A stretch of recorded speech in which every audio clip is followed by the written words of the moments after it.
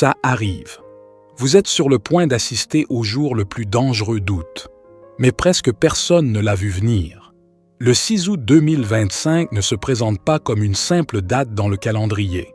Ce jour-là, plusieurs configurations astrologiques d'envergure convergent pour créer un terrain énergétique instable.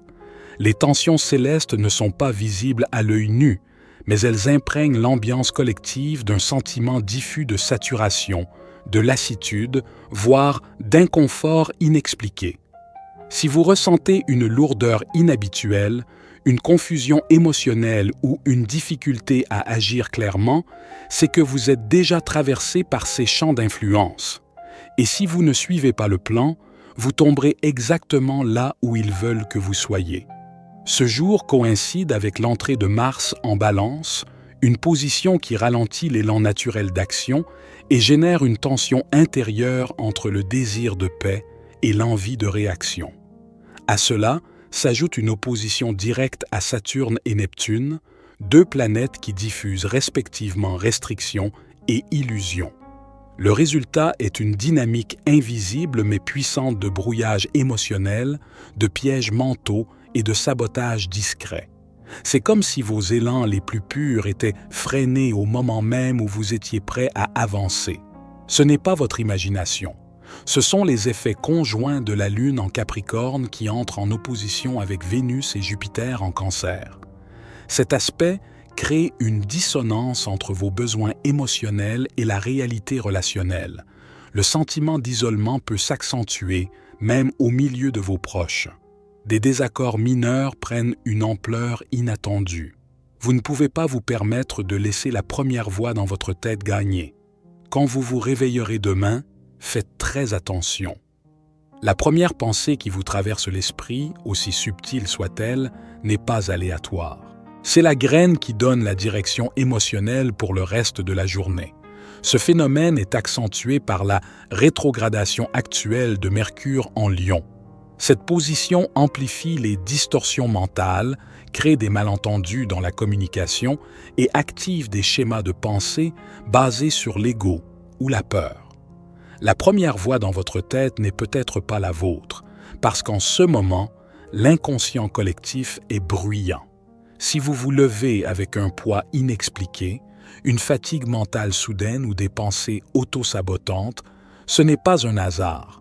C'est l'effet d'un ciel chargé qui demande à être écouté avec discernement.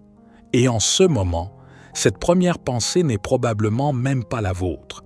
Si elle ressemble à « je suis si fatigué » ou « je ne peux pas faire ça aujourd'hui » ou « rien ne va changer », vous devez vous arrêter là. Non pas parce que c'est dramatique, mais parce que c'est tactique. Cette pensée est un implant spirituel, une suggestion à basse fréquence qui ne crie pas, ne hurle pas, mais se glisse silencieusement et désaligne toute votre journée avant même que vous n'ayez quitté votre lit. L'ennemi de votre chemin n'a pas besoin de vous briser. Il a juste besoin de parler en premier. Rejetez-le consciemment. Vous n'avez pas besoin de lutter avec lui ou de discuter. N'acceptez simplement pas cela comme étant le vôtre. Dites-le à voix haute ou dans votre esprit. Ce n'est pas à moi. Je choisis le pouvoir aujourd'hui. Vous ne faites pas cela pour des bonnes vibrations. Vous le faites parce que votre boussole émotionnelle est détournée avant même que votre conscience ne se manifeste. Si vous n'interceptez pas le premier message, il écrit tout le scénario de votre jour. Et demain, plus que tout autre jour, vous ne pouvez pas être en pilote automatique. Vous n'êtes pas la première voix. Vous êtes celui qui décide d'écouter ou non. Il y aura de la résistance. Cela fait partie du système. Mais il y aura aussi un moment, petit, calme, où vous aurez le pouvoir de l'interrompre. Et si vous faites cela ne serait-ce qu'une fois, cela change tout. Parce que c'est ainsi que l'alignement commence. Non pas avec de grands rituels, non pas avec des habitudes parfaites, mais avec une minuscule interception au tout début. Mais si vous voulez entendre des conseils, vous devez cesser de laisser la peur répondre au téléphone en premier. Vos réponses ne sont pas manquantes. Vous ne posez simplement pas la bonne question. Demain, vous devrez faire quelque chose que la plupart des gens oublient. Parler réellement à votre moi supérieur. pas comme un concept, pas comme une version lointaine de vous dans un autre royaume, mais comme un ami. Un ami qui en sait plus que vous en ce moment et qui attend que vous vous manifestiez enfin. Vous n'avez pas besoin de bougies, vous n'avez pas besoin de silence. Vous avez juste besoin d'intention et d'honnêteté. Dites-le à voix haute ou dans votre esprit, peu importe. Mais dites quelque chose comme « S'il y a quelque chose que je dois savoir, faites-le fort. Je suis prêt. » C'est tout. Pas de drame, pas d'essai de contrôler comment la réponse se manifeste. Tout le monde autour de vous n'est pas censé vous accompagner. Demain n'est pas un jour ordinaire. Et cela signifie que votre énergie n'est pas négociable. Il ne s'agit pas d'être antisocial ou froid ou de couper les ponts avec les gens par ego. Il s'agit de reconnaître avec une honnêteté brutale que certaines personnes ne se présentent que pour vous débrancher de votre source d'énergie. Vous les reconnaîtrez à la sensation. Vous vous sentirez vidé, lourd, impatient, voire nauséeux. Parfois, c'est subtil. Parfois, c'est votre meilleur ami. Parfois, c'est la famille. Mais ce n'est pas personnel. C'est énergétique. Les vampires énergétiques ne crient pas toujours. Certains s'attardent juste trop longtemps. Vous devez commencer à prendre ces signaux au sérieux parce que des jours comme demain, vous ne pouvez pas vous permettre de passer même 5 minutes à alimenter le mauvais courant. Votre clarté, votre sensibilité spirituelle, votre alignement divin, ils sont fragiles, sous pression. Et demain, vous serez sous pression. Le 1 qui apporte toujours du drame. Le 1 qui joue toujours la victime. La personne qui appelle non pas pour parler, mais pour se plaindre en boucle et déverser son poids émotionnel sur vos genoux. Ce ne sont pas des accidents.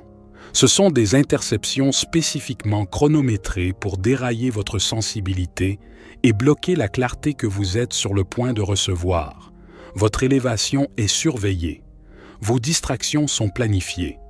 Quand vous sentez cette attraction, n'interagissez pas, n'expliquez pas, ne surrationalisez pas ou ne vous excusez pas. Sortez simplement brièvement, poliment et complètement. Un simple « et je t'appellerai plus tard » ou « je ne peux pas parler maintenant » suffit. Vous ne devez aucune performance, surtout pas à des gens qui refusent de prendre la responsabilité de leur énergie. Cela ne vous rend pas impoli, cela vous rend intelligent. Vous n'avez pas été envoyé ici pour gérer le chaos de tout le monde. Vous avez été envoyé ici pour rester aligné avec votre vocation. Même si vous ne vous sentez pas assez fort pour couper les ponts avec les gens pour toujours, demain, vous devez les couper pour une seule journée. Gardez votre espace. Protégez votre temps. Soyez indisponible à tout ce qui ne vous élève pas, ne vous aiguise pas ou ne vous clarifie pas. Parce que ceux qui vous distraient aujourd'hui sont les mêmes qui disparaîtront au moment où votre percée se produira. Si ça ne semble pas normal demain, ce n'est pas de la paranoïa, c'est de la préparation. Tout cela atteint un point critique le 6 août, car les oppositions planétaires culminent dans une atmosphère de tension généralisée. Ce que vous ressentez ne vient pas uniquement de vous, une fatigue qui ne se repose pas, un sentiment d'être bousculé intérieurement sans événement extérieur clair, une impression que tout vous pousse à sortir de votre axe.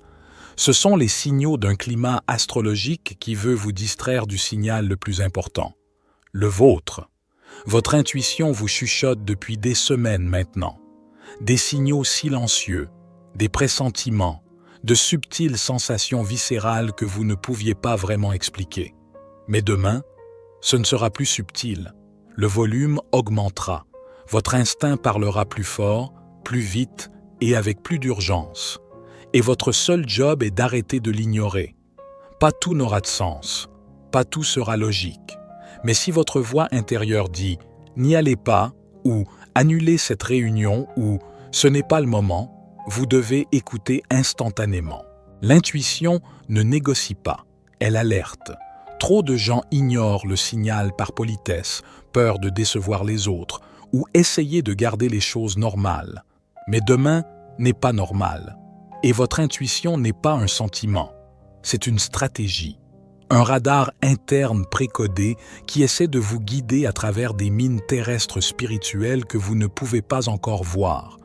Vous pourriez ressentir le besoin de vous retirer d'une conversation sans savoir pourquoi. Vous pourriez avoir une envie soudaine de retarder une décision qui semblait autrefois urgente. Vous pourriez ressentir l'envie de passer plus de temps seul que d'habitude ou d'aller quelque part d'inattendu. Écoutez, obéissez. Ne posez pas de questions. Le plan supérieur a rarement un sens en temps réel, mais il se prouve toujours rétrospectivement.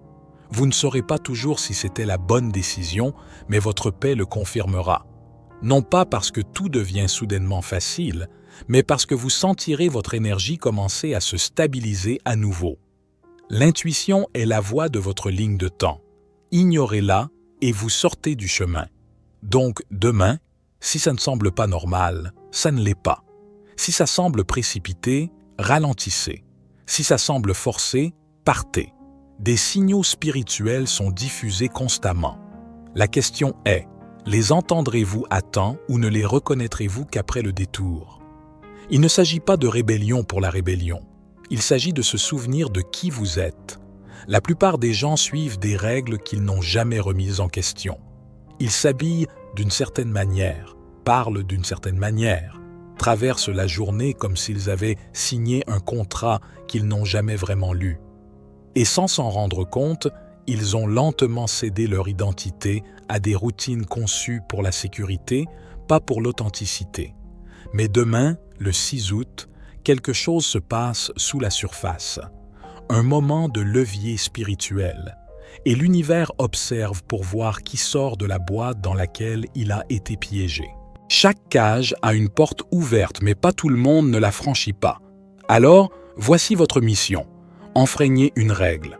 Pas une qui vous met en danger, pas une qui nuit à quelqu'un d'autre, juste une des règles invisibles, celle dont on vous a dit que c'était juste comme ça. Vous n'êtes pas ici pour vous fondre dans la masse. Vous n'êtes pas ici pour être digeste. Vous n'êtes pas ici pour jouer petit et appeler cela de la politesse.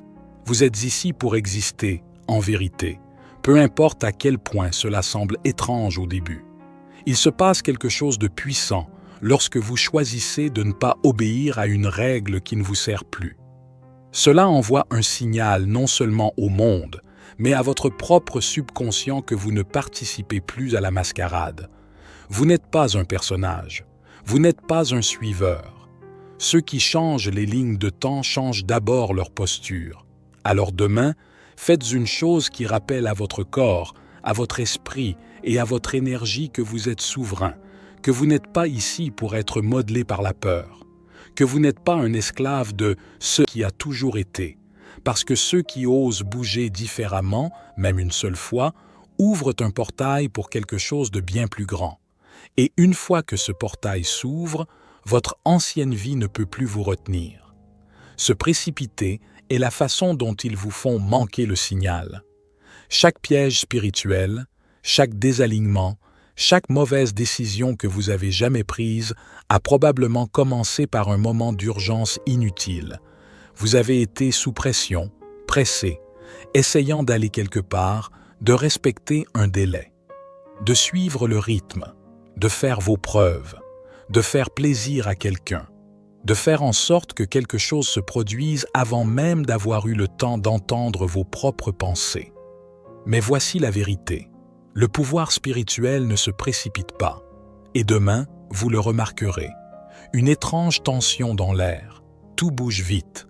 Les conversations se chevauchent.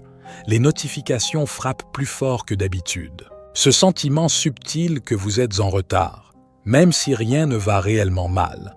L'urgence est l'ennemi de la clarté.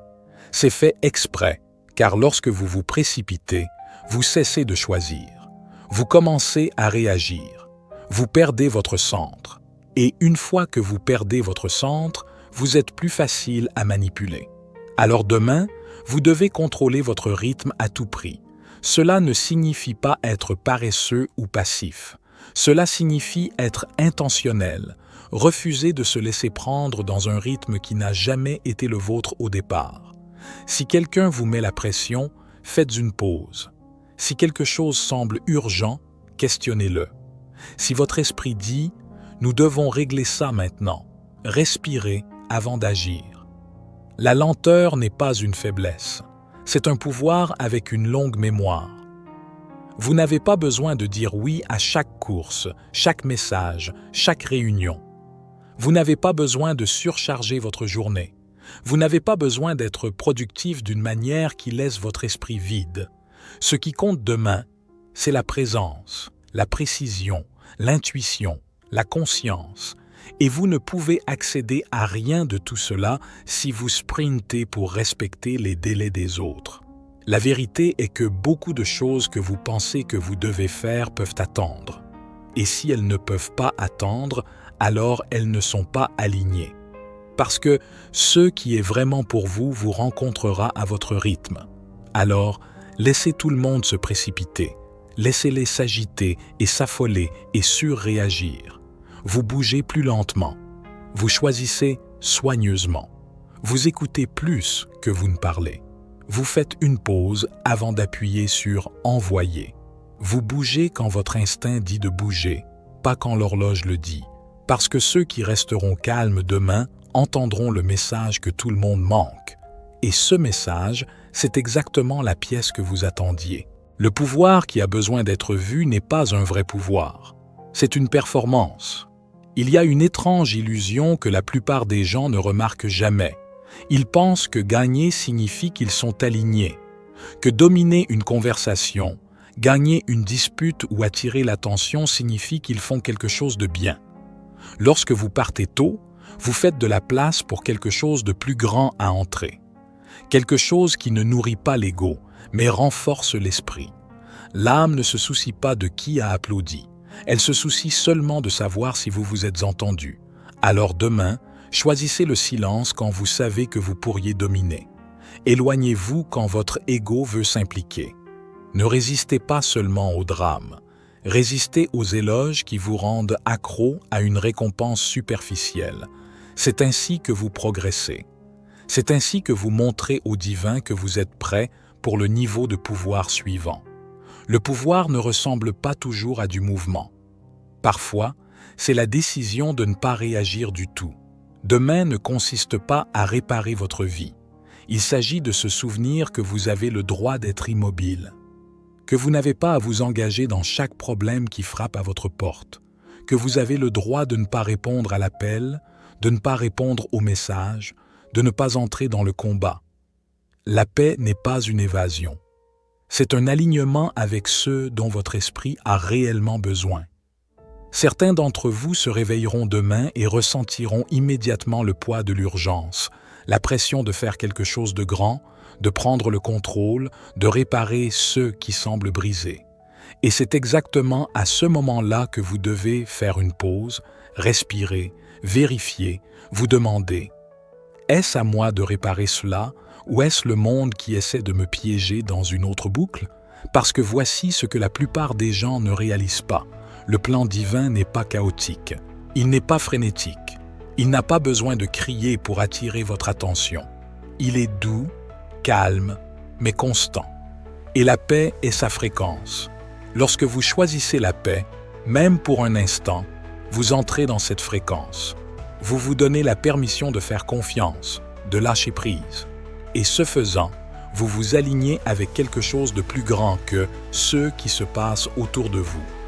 Peu importe si vous vous sentez en désordre, peu importe si rien n'est résolu demain, peu importe même si vous ne vous sentez pas spirituel, éveillé ou prêt. La paix n'est pas l'absence de défi, c'est le refus de céder votre esprit au milieu de celui-ci. Que cela suffise, car c'est le cas et vous l'êtes. C'était David, soyez bénis mes amis.